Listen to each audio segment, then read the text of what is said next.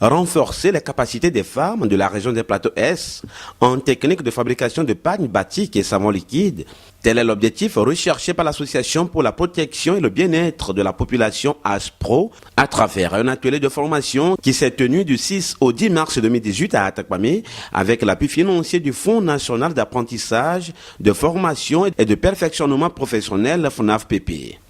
Durant 5 jours, ces femmes rurales et périurbaines se sont familiarisées avec plusieurs techniques de fabrication de ces articles à usage courant dans leur zone et en gestion d'AGR sous la conduite des experts du cabinet CAE Entrepreneuriat.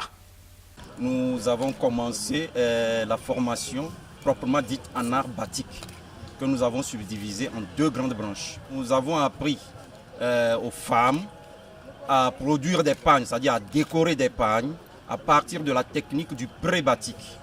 C'est une technique qui se faisait depuis le 15e siècle. Donc aujourd'hui, cette technique a été améliorée.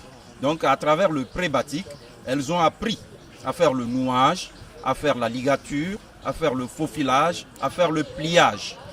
Voilà les 4 grandes modes du pré-batik auxquelles elles se sont frottées et des techniques qui nous ont permis quand même d'apprécier certains produits. Voilà, la deuxième partie, c'est le batik réel, où nous travaillons avec de la cire. Nous parlons du batik réel parce qu'aujourd'hui, avec la cire, nous pouvons aller à tous les motifs de pagne, c'est-à-dire des motifs de notre choix, les exprimer comme nous l'entendons, avoir la décoration comme nous l'entendons également et comme nous le désirons également. Donc aujourd'hui sur les tables, à travers la technique du batik réel, nous avons appris à faire le tampon avec du bois. Nous avons appris à travailler également avec du tampon à partir de la mousse dure. Nous avons appris à travailler avec du balai sur le tissu. Nous avons appris à travailler avec des pinceaux, les différentes tailles de pinceaux.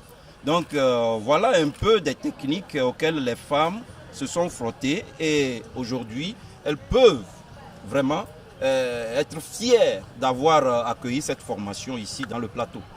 Pour les participantes, cette formation est très bénéfique pour elles. Après la formation, retour au village, on fait tout le tout pour rassembler les gens de la coopérative ou bien les membres de la coopérative pour évoluer ce qu'on a appris.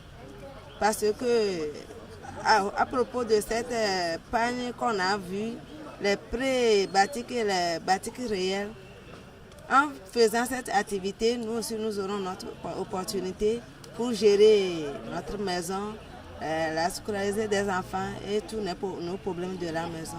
Donc nous avons vu cette formation que c'est important et nous remercions les acteurs de gauche à droite. Un suivi régulier sera fait après la formation par l'association ASPRO afin de mesurer la mise en application des acquis de la dite formation. Très rapidement, dans les 3 mois à venir, on va repasser, on va maintenir le contact pour s'assurer que chaque femme a pu démarrer quelque chose. Et il revient à ASPRO de prendre les besoins parce que quand elles ont fini ici, naturellement elles auront des besoins pour démarrer le travail sur le terrain et donc de s'assurer quels sont les besoins exprimés et à partir de ces besoins-là, leur apporter le suivi de proximité.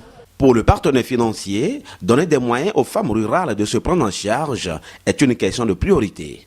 Cette formation, c'est de pouvoir permettre aux femmes de se prendre en charge en exerçant des activités génératrices de revenus, de petits commerces, de pagnes, de micro-usines, de teinture de pagnes, de fabrication de savon.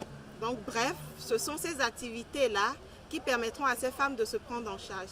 C'est le motif qui a sous-tendu l'idée d'accepter de financer cette formation. Parce que comme vous le savez, FNAF-PP, c'est le fonds qui s'occupe du perfectionnement professionnel de toutes les couches du Togo. Donc toutes les couches vulnérables sont prises en charge.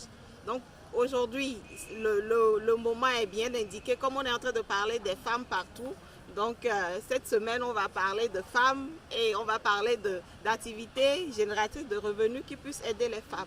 La cérémonie d'ouverture officielle a été présidée par le préfet de Logou, Edo Akakpo, en présence du président de la délégation spéciale de la commune d'Atakpamé, Adjono Kassenyen, de la directrice du cabinet CAE, Madame Kita Jeanne, du représentant du secrétaire exécutif de FUNAF-PP, Madame Kwaku Gaba Thérèse, du coordonnateur de l'association H-Pro, Norbert Nagbe, d'autres personnalités et devant les dizaines de participantes.